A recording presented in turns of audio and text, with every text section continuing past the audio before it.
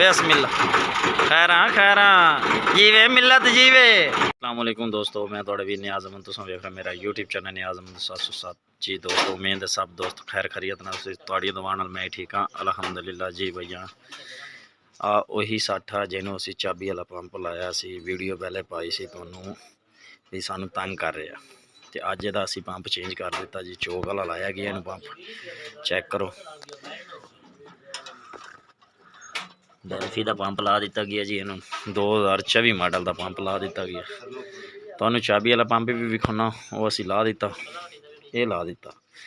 यदि तुहानू परफॉर्मेंस भी पंप की चेक करवावांगे भी किदां है, जोर शोर मारदा किदां की कर रहा।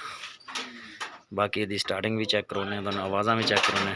भाई होरी आए ने RFL पंप की फिटिंग करने वास्ते, इन्होंने तैयार किया। भाईजान वीडियो एंड तक देखो, वीडियो अच्छी लगे तो चैनल को सब्सक्राइब करियो। आ पंप है जी ला दिता, चाबी वाला पंप, सोहना पंप। सारे दोस्तों को गुजारिश है कि ये चाबी वाला ट्रैक्टर कदे जिंदगी दी विच ना खरीदे। असां बड़े जलील होए हैं तो तुसां ना जलील हुए। असां इनू मोढां ते रख के टुरे वधे हैं हर लैबार्टरी ते तुसां ने टुरे रहे। लिहाजा मिलत दी कंपनी का ट्रैक्टर खरीदना है तो डेल्फी के पंप के खरीदो, नहीं तो बिल्कुल ना लो।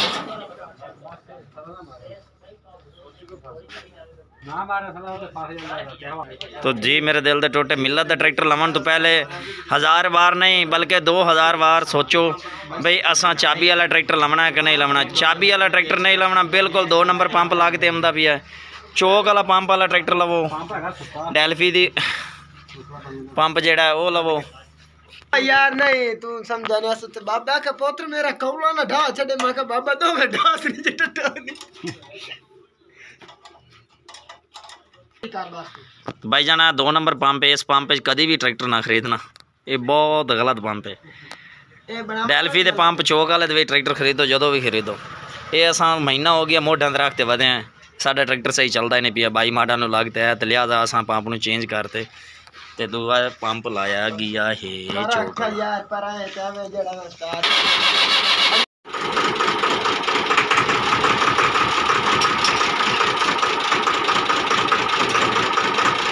पंप एडवांस तो नहीं ज़्यादा।